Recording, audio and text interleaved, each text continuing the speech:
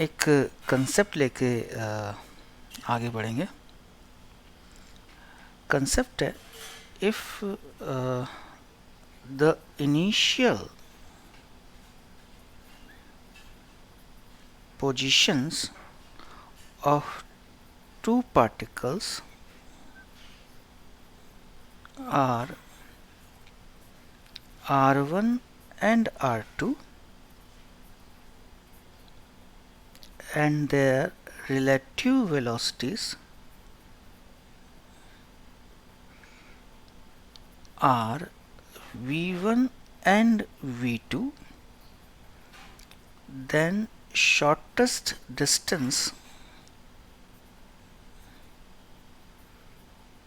between them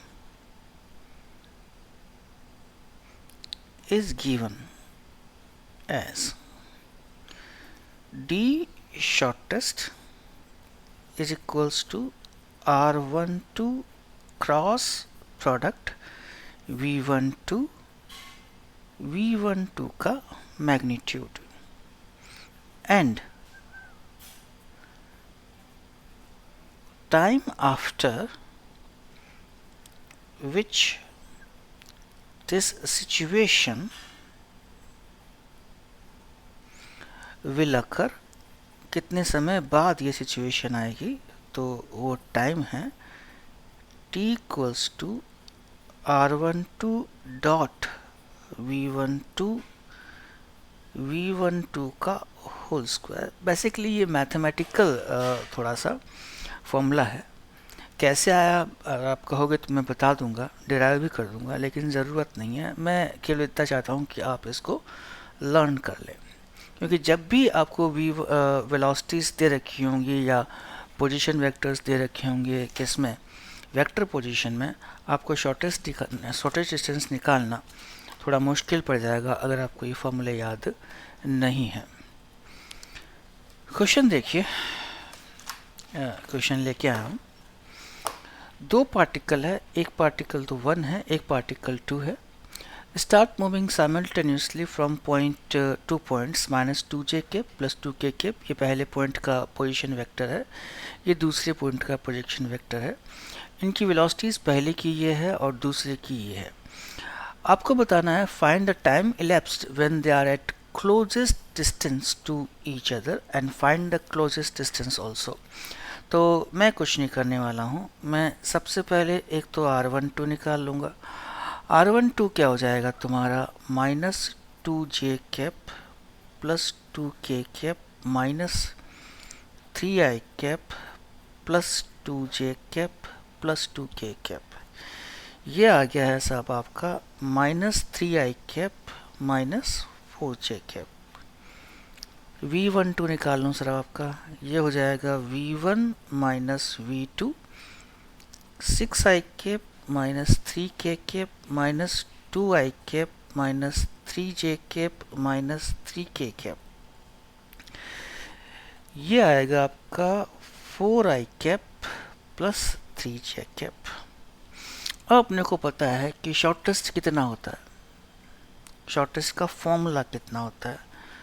तो D shortest का जो फॉर्मूला आता है आपका, वो होता है r12 cross v12 cross v12। अब अपने को क्रॉस मल्टीप्लाई करना आता है, मेरे को क्वेश्चन का आंसर याद है।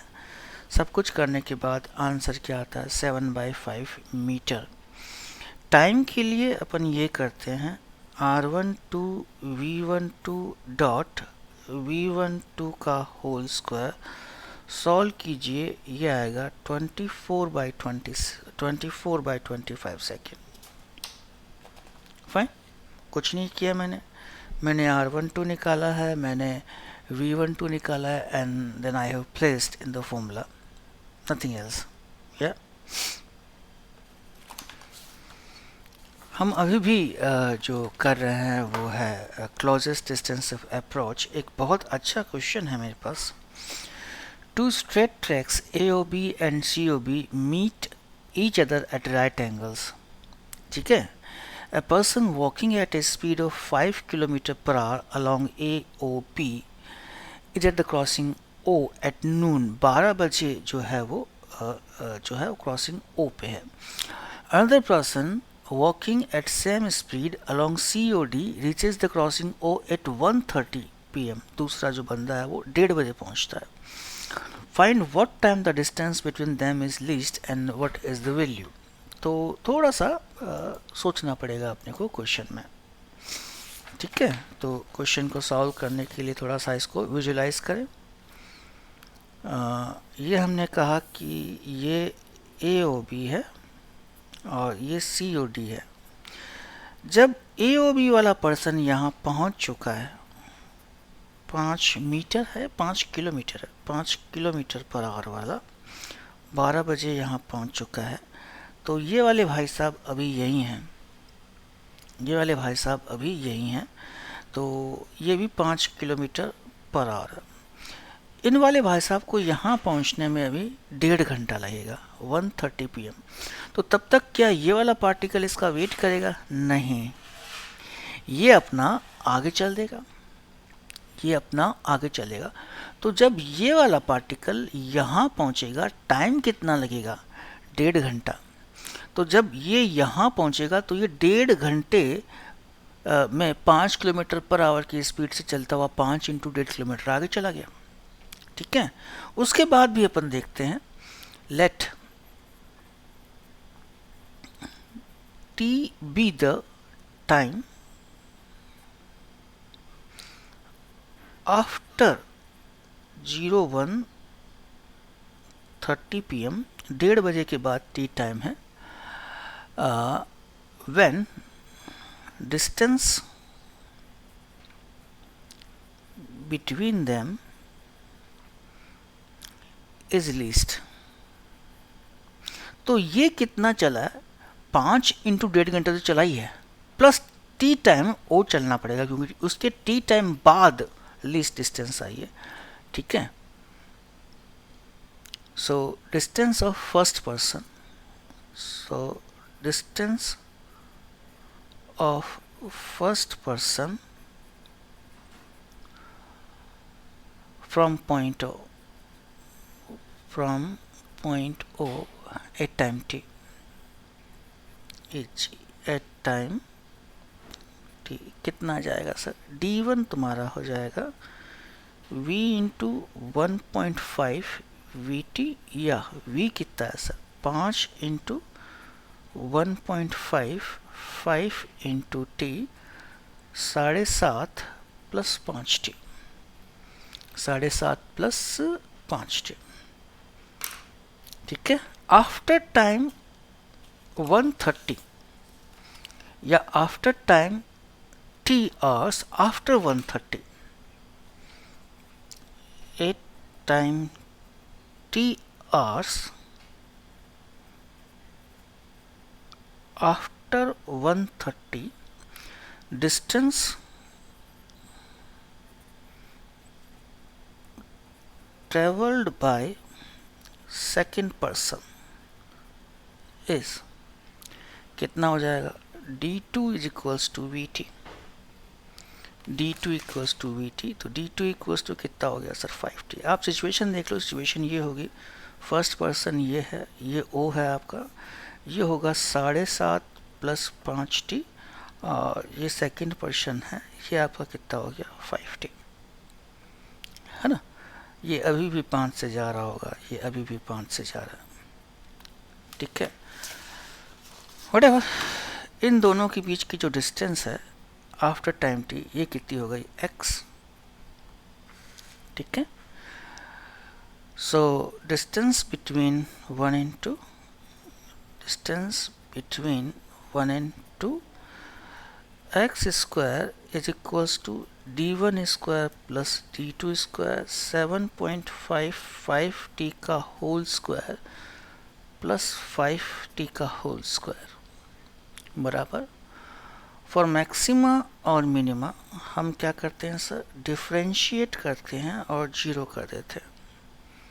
Minima dx square by dt equals to 0, that comes out twice 7.5 plus 5t, 5, 2 into 5t into 5 equals to 0।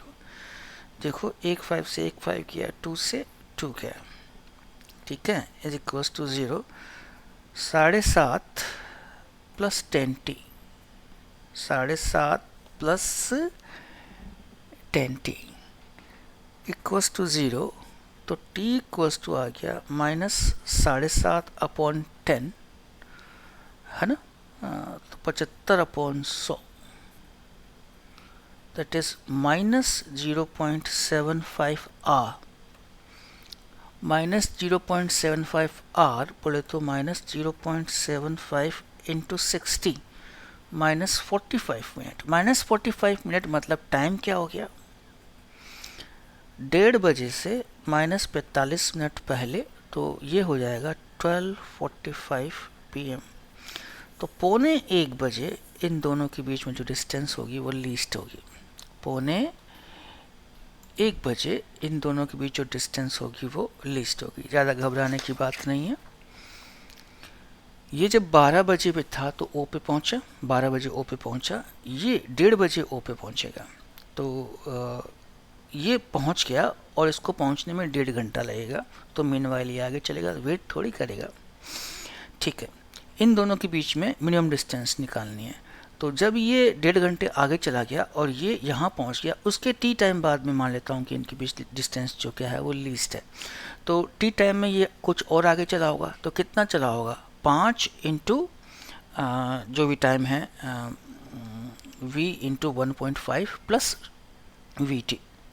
और टी टाइम में ये कितना चला होगा, वी टी। तो ये तो वी टी है और ये भी इतना है, ये डिस्टेंस पता है, डिस्टेंस पता है, ये दोनों के बीच डिस्टेंस निकाल लिया और फिर मैक्सिमम मिनिमा लगा दिया, मैक्सिमम मिनिमा लगा दिया। अच्छा क्वेश्चन है, नाइस क्वेश्चन है ना, सुंदर क्वेश्चन, ठीक है सर।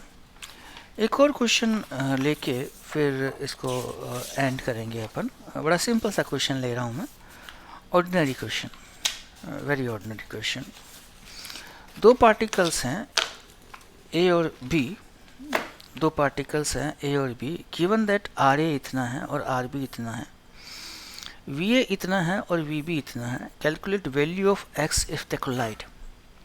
अगर दोनों कोलाइड करते हैं तो एसेंशियल कंडीशन क्या है, relative velocity must be along line joining, relative velocity must be along line joining AB, है ना, पढ़ चुके हैं। V12 ये हो जाएगा 3i cap minus j cap minus xi cap minus j cap, that is 3 minus x plus 4j cap. R12 2i cap plus 3j cap minus 6i cap plus 7j cap minus 4i cap minus 4j cap. V12 तुम्हारा हो जाएगा 3 minus x i cap plus 4j cap root का 3 minus x का whole square 4 का whole square minus 4i cap minus 4j cap, ये हो जाएगा तुम्हारा 4 का स्क्वायर 4 का स्क्वायर, ठीक है सर। चलिए बहुत अच्छी बात है। आई कैप वाले को कंपेयर कर लें, 3 minus x root of 3 minus x का होल स्क्वायर प्लस 16, ठीक है, माइनस 4 4√2, 4 से 4 गया, स्क्वायर कर लो सर, 4 से 4 गया, 3 माइनस एक्स का होल स्क्वायर 2, 3 माइनस एक्स का whole square plus 16, 3 minus x का whole square 16, 3 minus x equals to 4, x equals to -1। Concept बिल्कुल सिंपल है। अगर कोलाइड करेंगे, अगर कोलाइड करेंगे तो जो रिलेटिव वेलोसिटी है जो है वो लाइन ऑफ कनेक्शन या जो भी 1 और 2 को जोड़ने वाली लाइन है उसके अलोंग होनी चाहिए।